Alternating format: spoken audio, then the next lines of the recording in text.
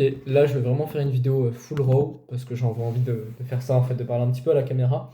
Au niveau d'un truc en vente, c'est vraiment l'importance de l'énergie. Je m'en suis rendu compte là ces derniers temps. Je vais vous expliquer un petit peu justement quelle a été cette réalisation et pourquoi vraiment ça impacte vos closings beaucoup plus que ce que vous pouvez le penser.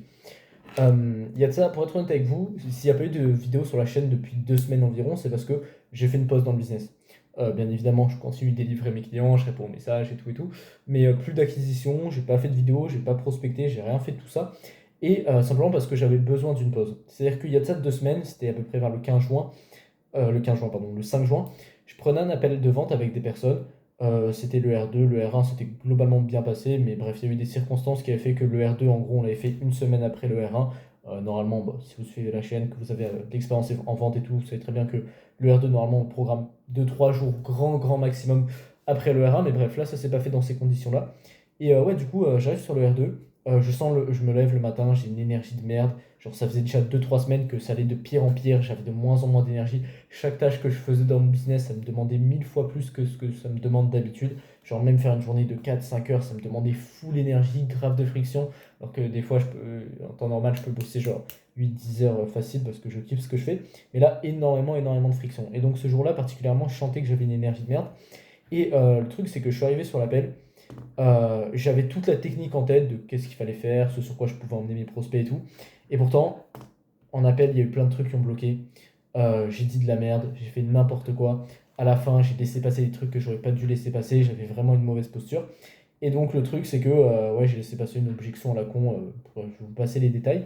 Et en gros, ils devaient me donner une réponse par message, les personnes que j'avais en appel, pour ensuite pouvoir les faire démarrer ou refaire un appel avec eux. Bref, normalement, c'est pas du tout un truc qui se fait, mais j'ai vraiment fait de la merde, comme je vous ai expliqué. Et le truc qui s'est passé, c'est qu'ils m'ont dit ouais, je le sens pas en termes d'énergie. Je pense que ça va pas matcher. En termes d'énergie, même le prospect me dit ça, sans qu'il ait conscience de tout ça, de tout ce qui est importance de l'énergie en vente, etc. Parce que c'était quelqu'un qui n'était pas expérimenté. Et donc c'est là où je me suis dit, ah ouais, ouais non, là j'ai vraiment besoin d'une pause. Et bah, donc là, j'ai fait une pause, là je reviens, j'ai vraiment une meilleure énergie, là je sais que je vais recommencer à prendre des appels, ça va closer. Simplement parce que vous avez beau avoir toute la technique du monde en fait en vente, si vous n'avez pas votre énergie qui est bonne, si vous êtes dans une mauvaise phase vous-même, vous allez juste refléter ça à votre prospect en fait. Dites-vous qu'en vente, c'est vous qui avez l'énergie dominante, entre guillemets. Oui, en fait, il faut l'assumer, c'est juste ça. Vous avez l'énergie dominante. Vous n'êtes pas d'égal à égal dans un appel de vente, hein. C'est vous qui apportez la solution au problème qu'un prospect il a. Donc, par définition, vous êtes au-dessus. Et aussi, votre prospect, il va capter votre énergie, vu que c'est vous qui avez le lead de l'appel. C'est vous qui menez qu'est-ce qui va se passer. C'est vous aussi qui inculquez l'énergie de l'appel. Genre, si on est dans une énergie down, c'est à vous de le diriger, ça. Par exemple, dans les douleurs. Si on est dans une énergie plus haute, par exemple au moment de passer à l'achat, le virement, bah, ça vous de le diriger ça aussi. Et donc si vous avez une énergie de merde, que vous n'arrivez pas à bien réguler ça, bah forcément votre prospect il va ressentir cette énergie de merde. Et ouais, c'est exactement ce qui s'était passé pour moi. Et j'avais beau avoir en fait toute la technique, poser les meilleures questions, s'il n'y a pas l'intention et l'énergie qui est présente derrière, ça servira strictement à rien. C'est pour ça que je dis souvent à mes clients que c'est du méga bullshit les vidéos que vous voyez sur Instagram en mode ouais, dis ça à un prospect quand il te répond cette objection-là. En soi, oui, si vous avez déjà la bonne énergie qui est présente en vente, ça peut vous aider, ça peut vous donner des pistes pour traiter des objections, mais 99,9% des gens qui regardent ce genre de vidéo-là, pour eux, ce sera inutile parce qu'ils n'ont pas la base de la vente qui est l'énergie et le travail sur soi. En fait, la vente, c'est vraiment de l'état d'être. Et donc, ouais, les mots n'ont pas les mêmes impacts selon comment est-ce que vous les dites, selon votre énergie. Et ça, moi, du coup, je l'ai bien vu parce que bah, quand j'avais limite moins de technique, il y a de ça quelques mois, mais par contre que j'avais une bonne énergie, je closais, enfin, je sais pas, j'ai même pas quantifié à ce moment-là, mais je devais closer 60 70% au moins de mes deals, je closais vraiment pas mal, simplement parce que j'avais une bonne énergie. Et là, j'avais plus de technique, mais j'étais dans une phase de merde, et le résultat, c'est que bah, forcément, j'avais plus de résultats, mes closings, ils étaient pourris et je closais pas. Et donc, ouais, bien évidemment, c'est pour ça que la vente, en fait, c'est vraiment énormément lié au développement personnel. C'est guérir ses traumas, c'est travailler sur soi-même, etc. Et ça, tous les meilleurs sales, ils vous le diront, c'est vraiment très important. C'est guérir sa peur du rejet, tout. Enfin, bref, c'est vraiment trop deep pour que je puisse vous l'expliquer en quelques secondes là. Mais vraiment, c'est très. Enfin, de toute façon, vous en ferez l'expérience si vous vendez du étiquette, si vous faites même de la vente de manière générale, vous en ferez l'expérience que oui, ça demande un grand travail sur soi, guérir ses traumas, ses blessures et tout. Et donc, où est-ce que je voulais en venir déjà? Je parlais ouais, de ça, tac, tac, tac. Est-ce que ça, j'en ai parlé? Ouais, aussi, ouais, en fait, ça, on en parle vraiment très peu, du coup, de l'énergie en vente. Je m'en rends compte. Sur le marché, on est toujours là à vendre des stratégies, mais on veut jamais vendre du mindset. Si aujourd'hui vous êtes dans le même genre de niche que moi et que vous dites à vos prospects, ouais, bah, le but c'est que je t'accompagne sur le mindset de la vente, vos prospects ils sont en mode, ah non, non, non, moi je veux des stratégies de vente et tout. En réalité, ce dont ils ont besoin, c'est du mindset. Et s'ils pensent ne pas en avoir besoin, c'est justement parce qu'ils en ont besoin. En vrai, les stratégies de la vente, c'est pas si compliqué que ça. C'est juste apprendre à poser des questions, poser les bonnes questions au bon moment, peut-être les traitements d'objections, la structure des appels et tout. Mais la enfin, le vrai point, l'éléphant au milieu de la pièce, c'est vraiment de la vente, c'est votre posture, c'est votre personne. Et pourquoi est-ce qu'on dit que la posture c'est le plus important? Parce que la posture, c'est l'énergie que vous avez. Quelle aura est-ce que vous renvoyez à votre prospect dans l'appel? Vous voyez? Donc, ouais, méga important le travail personnel, il n'y a personne qui vous en parle.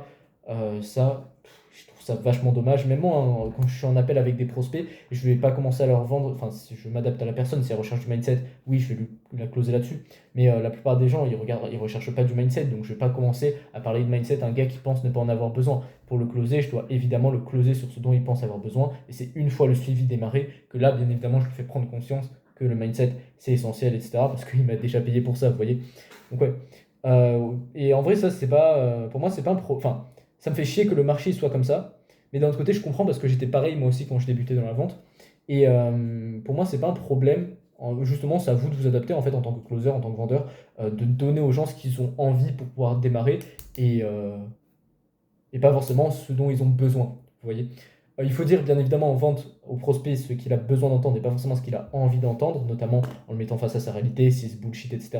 Mais sur ce dont il pense avoir besoin pour démarrer sur une solution, en vrai c'est très ok si c'est pas totalement ce à quoi correspond votre produit. Par exemple, moi s'il y a un prospect, il me dit ouais, je veux un espace formation absolument, absolument, et je vais pas commencer à lui dire non, moi j'ai pas d'espace formation dans mon accompagnement, et du coup il ne démarre pas. Ah non, je vais lui dire oui, j'ai un espace formation, et même si j'en ai pas, bon là j'en ai un petit, mais même si j'en avais pas, je lui crafterai un petit truc, comme ça bah, il serait content en rejoignant l'accompagnement, vous voyez. Et perdez pas des deals à la con simplement parce que vous dites, ah le prospect il recherche pas ça, il recherche telle caractéristique que j'ai pas dans mon produit. Mais si la finalité c'est la même et que vous pouvez lui apporter du résultat, peu importe comment vous le closez, vous voyez.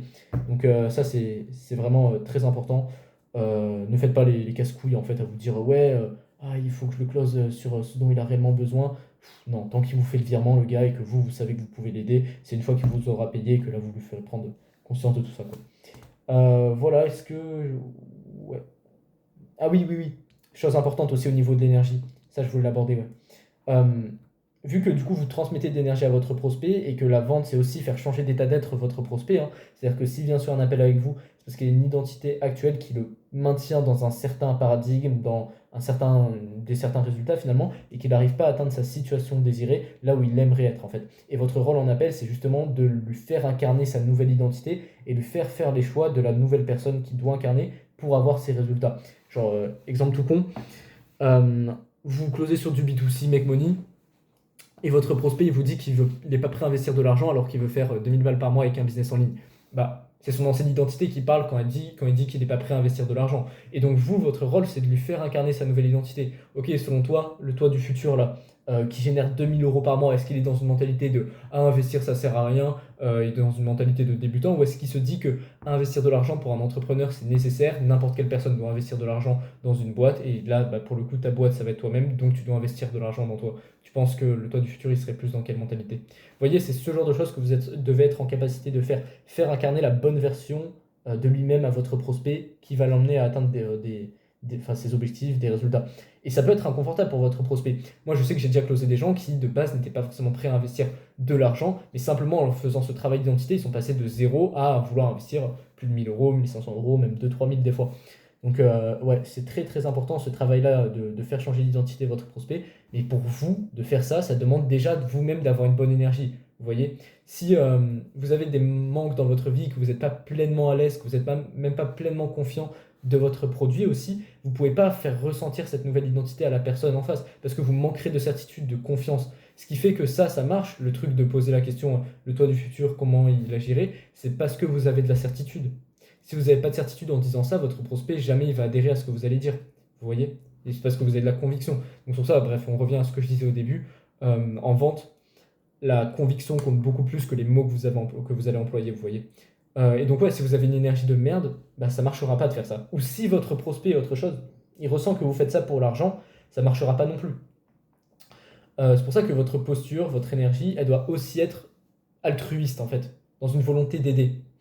Euh, Parce que si vous êtes connecté à l'argent, que vous faites ça pour l'argent, vous êtes connecté à des fréquences d'énergie basses. Pour pouvoir faire incarner une nouvelle identité à un prospect, ça demande de le faire vibrer haut. Donc, pour pouvoir faire vibrer quelqu'un de haut, vous devez vous-même avoir une énergie haute. Donc, confiance, certitude, volonté d'aider, être altruiste, etc. Quand vous aurez cette énergie-là, vous serez en capacité de faire passer des gens de peur d'investir, etc., à OK, moi aussi j'ai le courage, je me lance, j'ai la certitude, etc. Mais si vous avez l'énergie de merde, comme ce que je vous ai expliqué avec mon cas dans l'appel, bah, vous ne pourrez pas faire passer votre prospect de son énergie de merde à une énergie haute, vous voyez. Donc voilà, quand vous êtes motivé par l'argent ou que vous avez manqué de certitude, que vous êtes dans une mauvaise phase d'énergie, vous ne pouvez pas transférer de la bonne énergie à votre prospect, bonne énergie qui est nécessaire pour le closer. Et donc c'est pour ça que tous les gens qui sont là en mode closer pour l'argent, l'argent, l'argent, c'est les pires closers au final. Si vous regardez, les mecs qui sont vraiment très bons, c'est des mecs qui savent se connecter humainement à leurs prospects, émotionnellement, etc. Et qui savent, enfin qui sont connectés à une vision, quelque chose de plus grand en fait. Pas juste de l'argent. L'argent, ils savent que c'est juste la consécration, mais ils pensent pas à ça dans leur appel de vente. Ils pensent à aider le prospect et le faire agir en cohérence avec sa nouvelle identité. Voilà, en vrai, je pense avoir parlé de pas mal de trucs dans cette vidéo. Je réfléchis à ce que j'aurais autre chose à dire. Non, je vais faire un petit résumé, je pense. Votre énergie, c'est le plus important. Travaillez sur vous si vous voulez vraiment devenir bon en vente. Les stratégies, oui, vous en avez besoin, mais le vrai 80-20, c'est travailler sur sa personne, sa posture, son énergie, etc. Parce que vous en avez besoin pour faire passer les gens d'une certaine énergie assez basse à une énergie plus haute qui est nécessaire, donc l'énergie de sa nouvelle identité au prospect, pour le faire passer à l'action et le faire débourser plusieurs milliers d'euros. Et donc, ouais, bah, dans les phases où vous n'avez pas d'énergie, en fait, ressourcez-vous. Il faut que vous sachiez faire une pause dans votre business quand vous en ressentez le besoin, comme ça a été le cas pour moi, pour revenir plus fort par la suite. Moi, c'est quelque chose avec lequel j'ai culpabilisé longtemps. Il y a quelques mois, je n'osais pas prendre des jours de repos, des trucs comme ça et tout. Donc, certes, j'étais dans le feu de l'action, et heureusement, à ce moment-là, j'en ressentais pas spécialement le besoin, comme ça a été le cas pour moi, là, ces 2 dernières semaines, comme ce que je vous expliquais. Mais prenez-en quand même. Et surtout, en fait, si vous en avez besoin, voilà, c'est ça.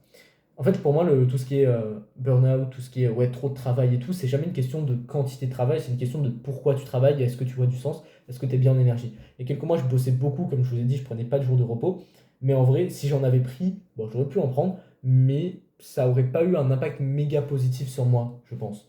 Parce que là, je l'ai très bien vécu, j'ai pas du tout un mauvais souvenir de cette période-là, je closais très bien, mon activité elle se développait très bien et tout. Euh, donc j'en ressentais pas le besoin parce que j'étais vraiment dans une très très bonne énergie. Et là, par contre, ces 2 dernières semaines, comme ce que je vous ai expliqué, j'avais une beaucoup moins bonne énergie et tout était compliqué pour moi. Et là, j'ai vraiment ressenti le besoin de prendre des jours de repos, 2 semaines, pour là revenir beaucoup mieux, beaucoup plus fort. Et voilà, et bien évidemment, bah, le but c'est que forcément, plus vous allez vous développer, moins vous serez impacté émotionnellement, moins vous aurez des baisses d'énergie. Vous voyez, quand vous démarrez, enfin, plus vous êtes débutant dans l'entrepreneuriat, plus vous avez des baisses d'énergie, plus vous allez avoir des fluctuations comme ça. Et si vous remarquez, les plus grands entrepreneurs, c'est des gens qui ont vraiment une maîtrise d'eux-mêmes qui est hyper bonne. Du coup, ils sont très stables au niveau de leur énergie. Et ça, c'est vraiment un idéal, entre guillemets, à viser, à atteindre, quoi. Si vous voulez avoir une stabilité dans votre business. Voilà. Donc ouais, hein, enfin, vraiment, énergie le plus important, conservez-la, travaillez-la. Quand vous en avez besoin, prenez du temps pour vous, c'est très très important si ça peut vous permettre de revenir plus fort. Mais ne vous mentez jamais, soyez pas dans le bullshit. Si vous ressentez qu'en termes d'énergie, c'est bon, vous pouvez y retourner. Soyez pas dans la procrastination de votre cerveau de ah mais non, j'ai encore besoin de me ressourcer en termes d'énergie alors que vous pouvez y revenir, quoi. Donc ouais, c'est important de savoir écouter son corps, mais pas se laisser bullshit par son cerveau, quoi. Voilà, rejoignez en vrai le canal WhatsApp grâce au premier lien dans la description. Je pourrais vous partager, enfin d'ailleurs, quand je vous dis vous rejoignez pour des stratégies, oui, vous rejoignez pour des stratégies, mais aussi il y aura de la partie mindset parce que, bah, comme je vous l'ai expliqué à travers cette vidéo, c'est très très très important la partie mindset en vente et sur votre business de manière générale. Donc voilà, vous pouvez aussi m'envoyer un message si vous recherchez une ressource particulière, comme que ce soit une trame de prospection, un script de closing ou autre, je pourrais vous apporter ça, c'est avec grand plaisir. Puis voilà, moi je vous dis du coup à tout de suite dessus et à la prochaine pour une autre vidéo.